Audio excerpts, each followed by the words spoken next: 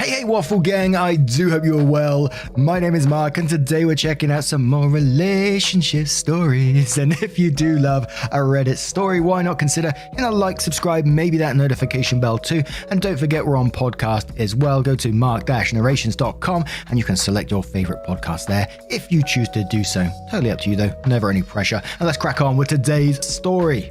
Now, today's story comes from Angry Widow, who says, my 28 female husband, 36 male, passed away, and now his best friend, 33 female, is trying to control his services. I'll try to make this brief. My husband Jonah passed away unexpectedly a month ago from a stroke. I don't want to get specific about that part. It's the worst pain I've ever felt in my entire life, and I'm still not sure how I'm ever going to move on. We were married for 5 years, together for 7. The past 2 years we've been trying for a baby, but we were just getting to the point of considering IVF when he died. Jonah had a close friend in school named Marjorie. Marjorie also ended up going to the same university as he did, and they spent a lot of time together during those college years. Jonah said that he liked Marjorie's company but never felt anything beyond friendship with her, which I totally believe. Jonah dated other women during that period, but told me that several times Marjorie hinted that she wanted him to ask her out. She also joked about wanting him to be her plan B in case she didn't meet someone and get married by 30. By the time I'd started dating Jonah, he had moved a couple hours away from his hometown, and Marjorie. Despite this, Marjorie immediately began finding excuses to come to our town and hang out, which usually involved her encouraging us to go drinking and then her passing out on the couch at Jonah's apartment. I didn't mind her for the most part, but she had a habit of saying things like, "You know you ruined our marriage pact, haha," and pointing out all the things that she knew about him, like what he took in his coffee, his favorite bands, etc. Over the course of our relationship, and especially after we got married, Jonah definitely put some distance into his relationship with Marjorie. He confided in me that he felt he had outgrown her and that they really had little in common anymore. He stopped responding to her invitations to hang out as often, though he would occasionally call to catch up out of guilt, especially when she would text him or leave messages saying she was so sad he was ignoring her and the like. But now he's gone. I had him cremated like he wanted. We haven't done the memorial service yet. It was too hard for me to even imagine the first couple of weeks, and I also wanted to give time for some out-of-state people to make travel plans. The memorial is this weekend. However, 2 weeks ago, I received an email from Marjorie, sent to around 60 people, including Jonah's family, saying that she was holding a memorial service for Jonah in the town where they grew up, the day before his memorial here. I was completely blown away, seeing as she hadn't mentioned anything to me or even attempted to call. Along with the details, the email said that she was planning the memorial in light of the fact that no other service had yet been held in his memory, and he deserved to be laid to rest with honor. For the record, she was invited to the memorial which I'd been planning and knew it was happening. I called her, of course, and told her that while I appreciated her willingness to help with Jonah's goodbye, I was already planning a service for him that would involve all of his family and friends. She immediately went on the defensive and said that she had only started to plan a service when she realized I wasn't willing to do it in a timely manner. I told her that the timing wasn't her choice to make, but that if she wanted to have a memorial of some kind, to please just add on the invitation that his official memorial was going to be held this weekend. She said fine. I sent a message to all of Jonah's invited friends and family to make sure that they knew the real service with both of our families was going to be here, and then just wanted to wash my hands of the whole thing. This week I received a message on Facebook from Jonah's cousin, saying that Marjorie, who has apparently blocked me on Facebook, created an event for Jonah's official memorial service, her memorial, and invited everyone she possibly could. I've been getting blown up with emails asking which day the memorial is and where.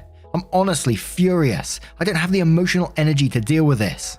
I ended up putting a post up on my wall, reiterating the date of his service here and asking people to please share it. Thankfully, I think that older members of the family don't use Facebook or email very often, so most of them haven't been confused. But a lot of people now think that Marjorie's service is the real one. I called Marjorie again, asking her to add an addendum to her event saying that his actual memorial was going to be here. She told me that Jonah would have wanted it this way, and that if I couldn't appreciate her efforts, I wasn't invited to say goodbye to Jonah. I told her that was fine, seeing as I'd already said goodbye to Jonah when I held him as he died. She hung up. Apparently she's now spreading information to her mutual friends with Jonah, saying that he was planning on leaving me because I wasn't able to conceive. She also said that we had approached her to carry her baby for us. All absolute lies. This cousin sent me a screenshot of a text where she said that Jonah always thought we would have the cutest baby together and that OP doesn't understand how much he wants children. I'm at a loss as what to do. I don't care what she says about me, but she's now tarnishing my husband's memory, especially saying that he wanted to divorce.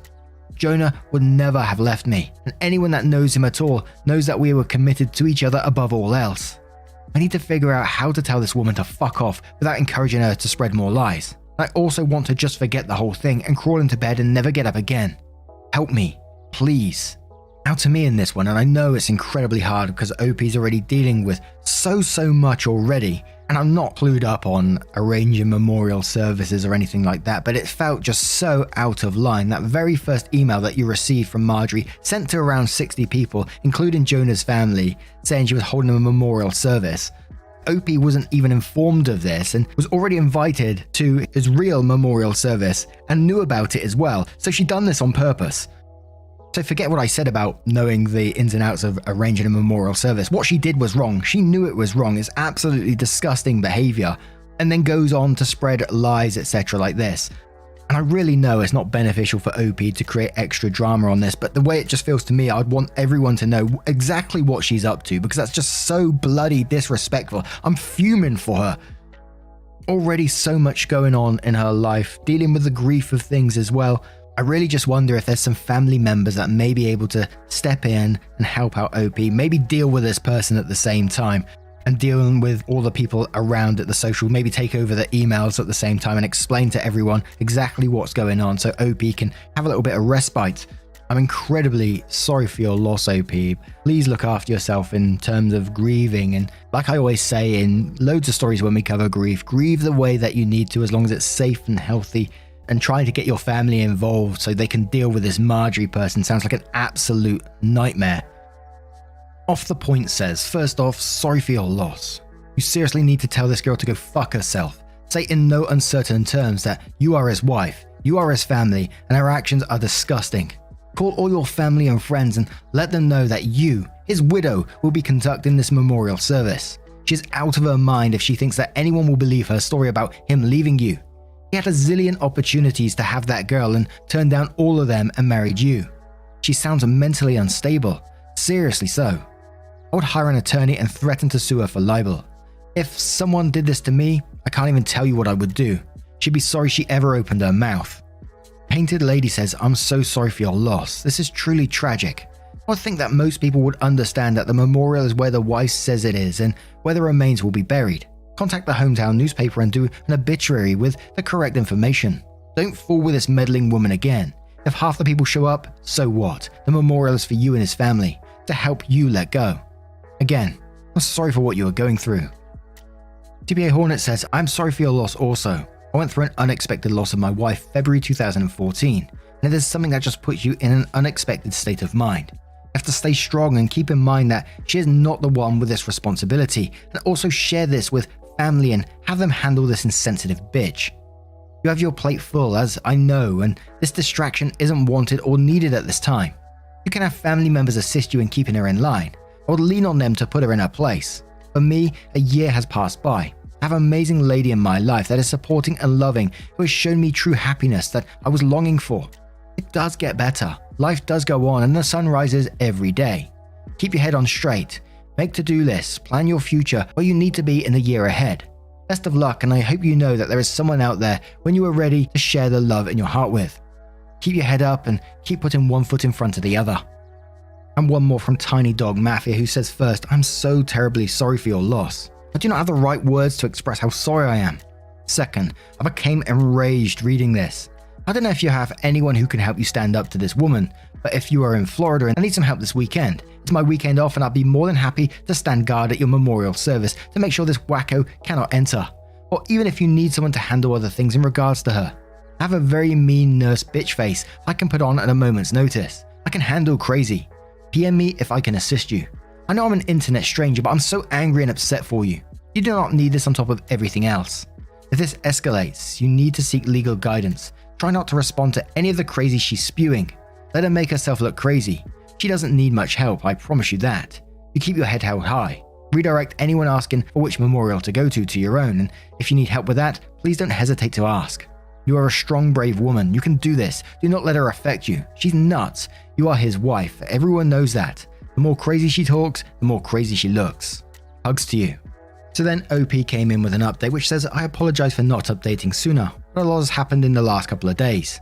Thank you to everyone who offered help and advice. For those that offered monetary assistance, Jonah and I were in a stable position financially. I'm going to be comfortable until I decide to go back to work. Your willingness to help was deeply appreciated, however, and I'm truly bowled over by your kindness. I took the advice of the majority of comments and called a chapel where Marjorie was planning her service.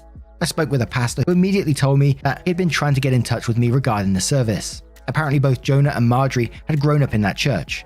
I'm not religious and neither was Jonah as an adult. My voicemail has been flooded, so it's definitely plausible that I overlooked his call. He immediately expressed how sorry he was to hear of Jonah's loss and said that he had received my contact info from Jonah's great aunt, who still attends there.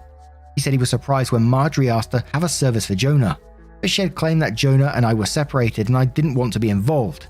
He had been trying to follow up with me, but obviously that didn't happen. He was very apologetic and said that we could cancel the service or move forward in any way that felt right to me. He said that he knew the church members would appreciate the service since many of them remember Jonah as a boy. But obviously, Marjorie would no longer have a role. I agreed that the service could go forward. He called to speak with Marjorie after our conversation and informed her that she was no longer welcome to participate in the organisation of the service after her behaviour. He wouldn't tell me all that she said, but she was distraught, and he recommended some mental health/spiritual services to her that he hopes she accepts. She apparently apologised for lying and asked to speak with me, but I declined. I feel bad if she's truly contrite, but I just have too much on my plate right now. We have two beautiful services for my husband. First the one at his hometown church and then the non-religious one that I planned. Everyone that came wanted to honour Jonah, and that's all that really matters. I was told a dozen stories about him that I've never heard before, and I laughed so hard I cried, then I cried some more. My cousin was on the lookout for Marjorie and I honestly didn't think about her the whole weekend. She turned up for the first service and the pastor ended up speaking with her unbeknownst to me. My cousin says he was sympathetic but firm and told her that her presence there would be inappropriate. Surprisingly, she left without fuss. I'm still not sure this situation is entirely resolved, but I got to lay my husband to rest in the way he deserved, and that's the most important thing to me right now. Thanks everyone for your support. Update 2. I debated whether or not to even mention this, but this community has been so awesome I thought I might as well. I realized this weekend that I'd missed my period, and I'm usually like clockwork. It could just be stress, but I'm going to take a test later. Can't decide if I'm incredibly hopeful or absolutely terrified. Update 3. Not pregnant. It was a long shot. Thanks for your support. And then there's a further update as well. So OP comes back and says, I'm not sure if anyone will remember this post, but I thought I would update since it's been a few months. I haven't been checking my inbox and I'm sort of amazed I remembered the password at all. But I appreciate all of you who sent encouraging messages. It means a great deal to me. It's been around 5 months since Jonah died, and honestly it still feels like I'm waking up and living the same day over and over again. I'm in therapy, but the feeling of grief has not subsided whatsoever. Everything reminds me of Jonah, and I still feel like half of me is gone. I'm considering moving out of the country, or at least to a different state, but I also feel like a piece of Jonah is here in the house where we lived. Even worse, Marjorie has still not disappeared. I deleted my social media a couple of months ago in an attempt to simplify my life. But my cousin, who also knows Marjorie, let me know that she has been recently posting photos of herself on Facebook with Jonah. Some were from several years ago, but she was saying things like, I still miss my man every day and I can't wait until Jonah's baby arrives. She's apparently pregnant and claiming that the baby is my husband's. She has also photoshopped his face onto several photos, some on another shirtless male posing semi-suggestively with her. The photoshopping is pretty good, but it's obviously not my husband's body. People have been saying things like, congratulations, we know you'll be a great mother to Jonah's child. Nobody I knew, thankfully. It honestly made me feel sick, and I went and laid in bed pretty much all day. I hate that she is getting to me like this, but I can't stand the thought that she's claiming my husband was unfaithful to me, and that people are believing it. One bright note is Marjorie's brother, who also knew Jonah. On one of her recent posts, he commented, what the fuck, Marjorie? I spoke to Jonah like 2 weeks before he died, and he said he was trying for a baby with Kelly. You guys are just friends. This is fucked up and you know it. The post was deleted a couple hours later. I don't know what to do anymore. I don't have the energy to battle this woman. but I'm infuriated and hurt by this blatantly disrespectful pack of lies that she's spreading. My cousin called her and asked that she removes the photos, but she apparently said that OP can go to hell. She just doesn't want to accept that Jonah wanted a baby with me more and she couldn't give him one. I'm lost, guys. What can I do about this? It seems like all I can do is sit and watch this crazy woman try to convince Jonah's friends and family that he never loved me. Update: I just spoke with Marjorie's brother, who called to tell me that Marjorie is not pregnant, but seems to truly believe that she is. He asked her how far along she is, and she said 5 months, but she is still completely flat. He isn't sure if she's lying or she actually believes she's having a child with my husband. He asked her when they conceived, and she mentioned the date that he knew we had been on vacation. Which brings us to OP's final update and says, a lot has happened since my last update. Hopefully this will be the end of the story. Marjorie's brother became very concerned after speaking to me and apparently questioned Marjorie extensively about her behavior. She continued to claim that she was pregnant with Jonah's baby and that they had a lengthy affair, but the details didn't add up. The brother knew Jonah pretty well and was generally aware of his work schedule, etc. She said they were meeting at a hotel at lunchtime 3 days a week, but he knew that Jonah came home for lunch with me every day. Stuff like that. He went home late that night to sleep on it. After he went home, Marjorie came over to see me at 3 a.m. She started screaming at me to come outside, saying that I had ruined her relationship with Jonah and how happy they were before me, etc, etc. I called the police and her brother, who arrived around the same time. She pushed the police officer, who tried to ask what was going on, and was immediately arrested. I felt bad for her brother, but he just apologized to me repeatedly. Marjorie yelled expletives and tried to demand special treatment because the police were apparently hurting her baby by keeping her in the car. I gave a statement and they left.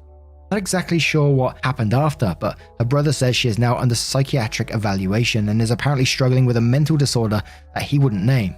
She has apparently not taken her meds in 2 years. I didn't ask for details, but it seems she's going to get some help. I'm not pressing any sort of charges. Her brother also linked me to his post on social media, where he made it very clear that Marjorie has been having some difficulties and absolutely none of what she said about Jonah is true. I'm glad to see this is over, but I've decided I need a fresh start no matter what. I'm looking for a job out of state and I'll be doing my best to leave my life with Jonah behind. Thank you all for your help and encouragement. And what an absolute wild ride that one turned out to be. I didn't know what was going to happen next, to be quite honest. And whilst I'm not excusing, Marjorie's actions in the slightest put OP through absolute hell, I am glad that she's getting the help that she very, very clearly needs at the moment. But I'm also happy for OP that a line has been drawn now from this, that there is some kind of conclusion to it all, and hopefully OP can move on with her life in a much more positive fashion now, not having to worry about what's going on in the background, what Marjorie is up to, spreading lies, possibly damaging OP's and Jonah's name at the same time.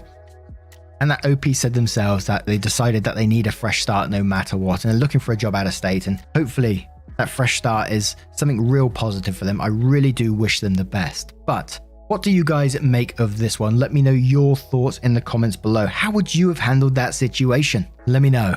And just a huge thank you from the bottom of my heart for getting involved in today's story. Now, if you do listen to Reddit stories, we do have a podcast as well, which you can get yourself involved in if you choose to, mark-narrations.com. And if you go onto there, it will show you every single place where the podcast is being hosted, and you can pick your favorite and subscribe there. Only if you want to, and if you prefer YouTube, it's not going anywhere either, so feel free to stick around for that. And once again, thank you for your love, time, and support. It really does mean the world, and you change things every single day, and I'll never get enough of you, so don't leave me. And hopefully I will see you in the next one. Take care, guys. Much love. Wake up, get up, stretch my legs, eat some breakfast, milk and eggs, brush my teeth up, wash my face, throw my clothes on, start my day. Wake up, I can smell the smoke from the bacon.